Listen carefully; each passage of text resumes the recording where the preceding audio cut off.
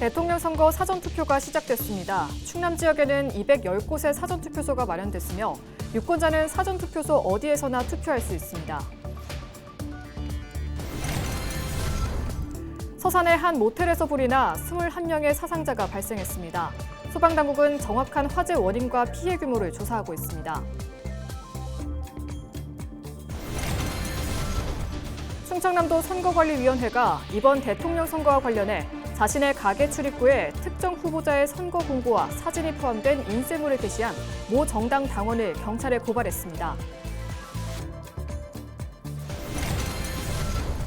서산에서 충청남도 장애인 체육대회가 진행됩니다. 이번 대회는 3일간 진행되며 서산시는 안전한 대회 진행을 위한 사전 점검을 완료했습니다.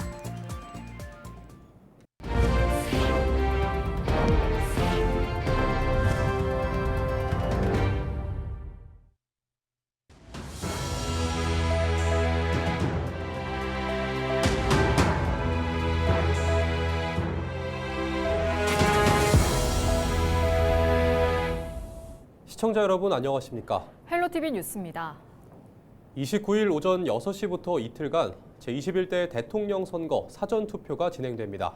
특히 이번 선거에 유권자의 관심과 열기는 그 어느 때보다 뜨거운데요. 정호석 기자가 사전투표장에서 유권자들을 만나봤습니다. 당진에 마련된 사전투표소. 소중한 한 표를 행사하기 위한 시민들의 발길이 이어집니다. 인근 주민들은 물론 주소지 투표가 어려운 시민들도 투표소를 방문했습니다. 지금 경제도 어렵고 사회생활 저기도 어렵잖아요. 그래서 빨리 우리 국민들이 안정한 생활을 하고 편안하게 이렇게 일상생활을 하겠으면 좋겠다는 마음으로 빨리 결정하기 위해서 제가 빨리 나왔습니다. 대통령 탄핵으로 치러지는 이번 선거. 또 선거 유세부터 토론회까지 후보 간 경쟁이 과열되면서 선거에 대한 관심이 큰 상황입니다. 유권자들은 자신의 목소리가 반영되길 바라는 마음으로 표를 행사했습니다. 본투표까지 기다리지 못해서 빨리 달려왔습니다. 저번에 투표를 해서 잘못된 결과가 나왔으니까 이번 투표로 좀 바뀌었으면 좋겠고. 이번 사전투표는 29일과 30일 이틀 동안 아침 6시부터 저녁 6시까지 진행됩니다. 유권자는 별도 신고 없이 신분증만 지참하면 주소지에 상관없이 전국의 사전투표소 어디에서나 투표할 수 있습니다. 투표소는 충남도 내 210곳을 포함해 전국 3,568곳에 설치됐습니다. 자세한 위치는 중앙선관위 홈페이지나 포털 사이트에서 확인할 수 있습니다. 전국에 설치된 사전투표소 어디에서나 대통령 선거 투표를 하실 수 있습니다. 다만 6월 3일 선거일 투표의 경우에는 유권자 본인이 선거인으로 등록된 투표소에서만 투표를 하실 수 있으므로 세대에 배송된 투표 안내문이나 중앙선관위 홈페이지에 내 투표소 찾기를 활용하시어 본인이 소속된 투표소를 확인하시기 바라겠습니다. 충남은 그동안 꾸준히 낮은 사전투표율을 기록했습니다. 지난 19대와 20대 대선에서 각각 24.2%와 34.7%를 기록했는데 모두 전국 평균보다 낮은 수치입니다. 이번 선거 열기가 뜨거운 만큼 충남 지역의 투표율도 높을 것으로 기대를 모으고 있습니다. 헬로티비 뉴스 정호석입니다. 서산의 한 모텔에서 불이 나 1시간 20여 분 만에 꺼졌습니다. 지난 28일 저녁 9시 30분쯤 서산시 동문동의 한 모텔 2층에서 화재가 발생했습니다. 소방당국은 관할 소방서 전체가 출동하는 대응 1단계를 발령하고 진화 작업을 벌였습니다. 이 불로 1명이 사망하고 20명이 연기를 흡입하는 등 모두 21명의 사상자가 발생했습니다. 소방당국은 정확한 화재 원인과 피해 규모를 조사하고 있습니다. 충남도 선거관리위원회가 대통령 선거와 관련해 불법 선거 운동을 한 혐의로 모 정당 당원 A씨를 천안 서북경찰서에 고발했습니다. A씨는 특정 후보자의 선거 공보와 사진이 포함된 인쇄물 40여 장을 자신이 운영하는 가게 출입구 등에 게시한 혐의를 받고 있습니다. 공직선거법상 선거에 영향을 미칠 목적으로 정당명이나 후보자의 성명을 나타내는 인쇄물 등은 첨부 게시할 수 없도록 하고 있습니다. 선관위는 선거법 위반 행위를 철저히 조사하고 엄중히 조치할 것이라고 전했습니다. 제31회 충청남도 장애인 체육대회가 서산에서 열립니다. 대회는 29일부터 3일간 진행되며 서산 종합운동장 등 종목별 경기장에서 22개 종목이 진행될 예정입니다. 서산시는 안전한 대회 진행을 위해 대회 개최 전 소방시설 확보 여부 등을 점검했습니다. 특히 시설 정상 여부와 시설물의 구조적 안전 상태, 발걸림 사고 위험 요소 제거 등 안전사항 전반을 중점적으로 살폈습니다.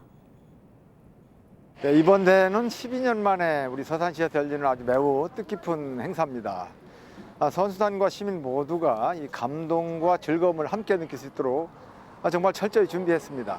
3일간의 장애인과 비장애인이 함께 어우러지는 화합의 장이 될 수 있도록 최선을 다하겠습니다. 안전을 최우선에 두었습니다. 경기장 배치는 물론이고 휴식 공간이라든가 응급 대응 체계까지 아주 세심하게 점검하고 또 보완했습니다.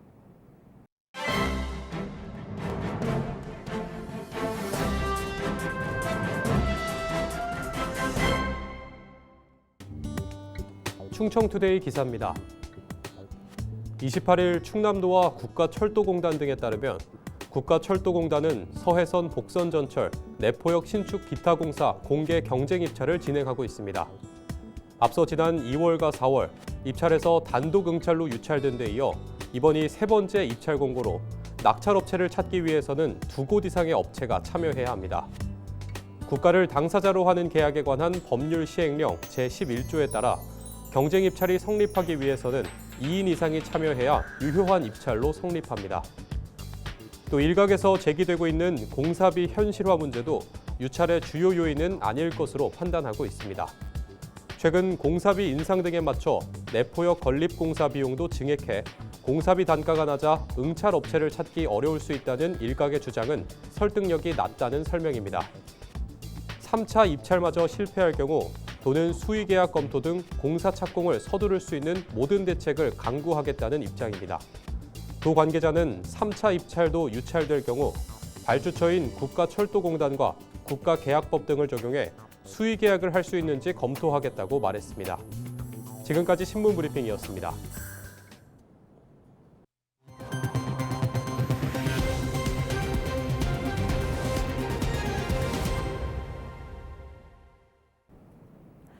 지난 28일 화력발전소 폐지에 대응하기 위한 태안군 회의가 태안군청에서 열렸습니다.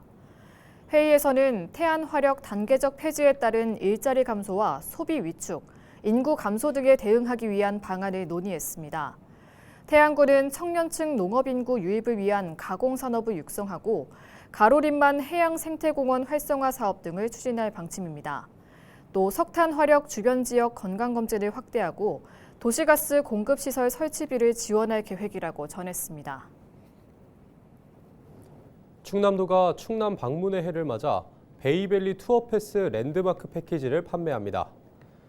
충남 경기 베이밸리 상생협력 사업의 일환인 베이밸리 투어패스는 충남 북부권과 경기 남부권 연계를 통한 관광 활성화를 목표로 합니다.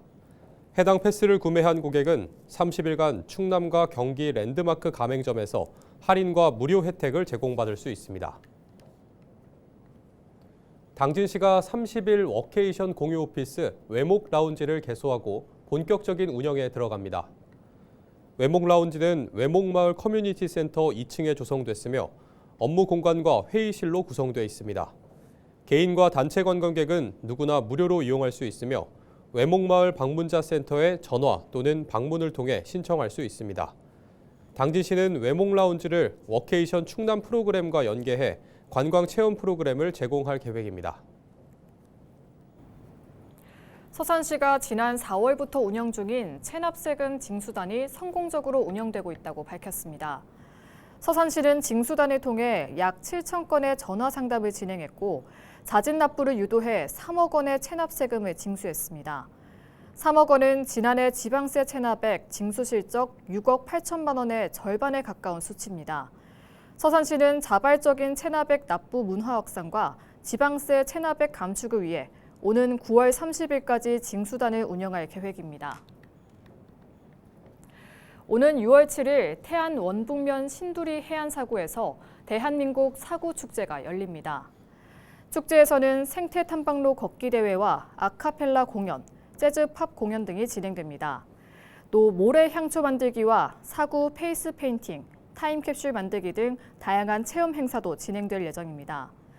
이번 축제는 천연기념물로 지정된 신두사구의 가치를 알리기 위해 추진됩니다. 축제 관련 자세한 사항은 태안군에 문의하면 됩니다. 다음 달부터 주택 임대차 계약 체결 후 신고하지 않으면 최대 30만 원의 과태료가 부과됩니다. 신고 대상 지역은 당진과 서산, 천안 등 도내 8곳입니다.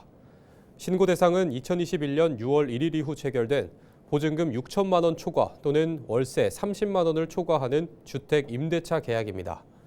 신고는 주소지 관할 행정복지센터를 방문하거나 부동산 거래관리 시스템을 통해 할 수 있습니다.